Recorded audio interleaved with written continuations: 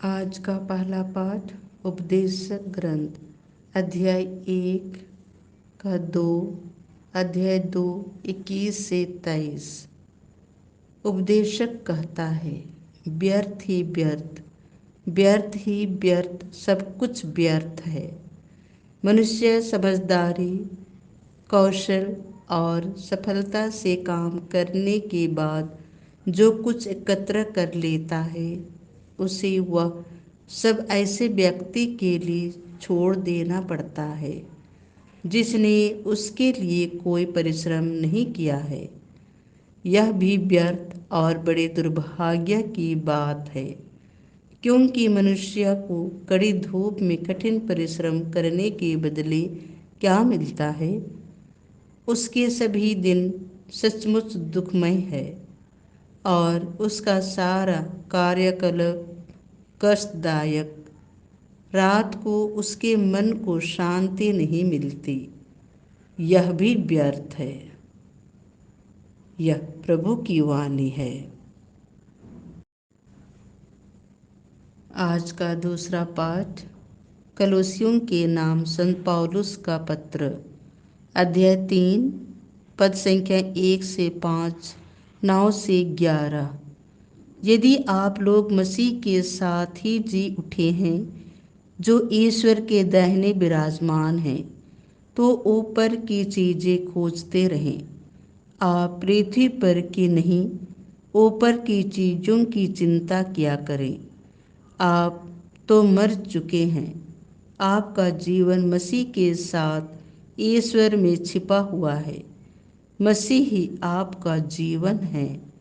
जब मसीह प्रकट होंगे, तब आप भी उनके साथ महिमान्वित होकर प्रकट हो जाएंगे।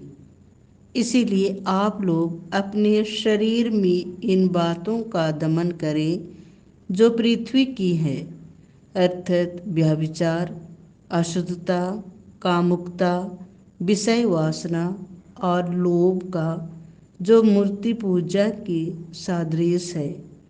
कभी एक दूसरे से झूठ नहीं बोले। आप लोगों ने अपना पुराना स्वभाव और उसके कर्मों को उतार कर एक नया स्वभाव धारण किया है। वह स्वभाव अपने सृष्टिकर्ता का प्रतिरूप बनकर नवीन होता रहता और सत्य के ज्ञान की ओर आगे बढ़ता है, जहाँ पहुंचकर कोई भेद नहीं रहता, जहाँ ना यूनानी है या यहूदी, ना खतना है या खतने का अभाव, ना बर्बर है, ना स्कूती, ना दास और ना स्वतंत्र। वहाँ केवल मसीह हैं, जो सब कुछ और सब में हैं। यह प्रभु की वाणी है। संत लुकस के अनुसार पवित्र सुसमाचार अध्याय 12 पद संख्या 13 से 21। भीड़ में से किसी ने ईसा से कहा, गुरुवर, मेरे भाई से कहिए कि वह मेरे लिए पैतृक संपत्ति का बंटवारा कर दे। उन्होंने उसे उत्तर दिया, भाई, किसने मुझे तुम्हारा पंच या बंटवारा करने वाला नियुक्त किया?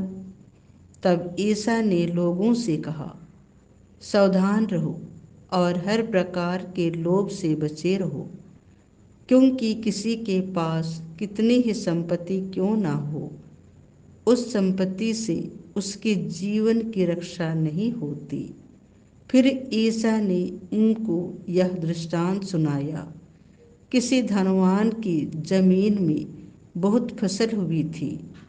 वह अपने मन में इस प्रकार विचार करता रहा, मैं क्या करूं? मेरे यहाँ जगह नहीं रही जहाँ अपनी फसल रख दूं। तब उसने कहा, मैं यह करूँगा, अपने भंडार तोड़कर उनसे और बड़े भंडार बनवाऊँगा। उनमें अपनी सारी उपज और अपना माल इकट्ठा करूँगा और अपनी आत्मा से कहूँगा, भाई, तुम्हारे पास वर्षों के लिए बहुत सा माल इकट्ठा है। इसीलिए विश्राम करो, खाओ पियो और मौज उड़ाओ। परंतु ईश्वर ने उससे कहा, मूर्ख, इसी रात तेरे प्राण तुझसे ले लिए जाएंगे, और तूने जो इकट्ठा किया है वह अब किसका होगा? यही दशा उसकी होती है जो अपने लिए तो धन एकत्र करता है, किंतु ईश्वर की दृष्टि में धनी नहीं है। यह प्रभु का सुसमाचार है।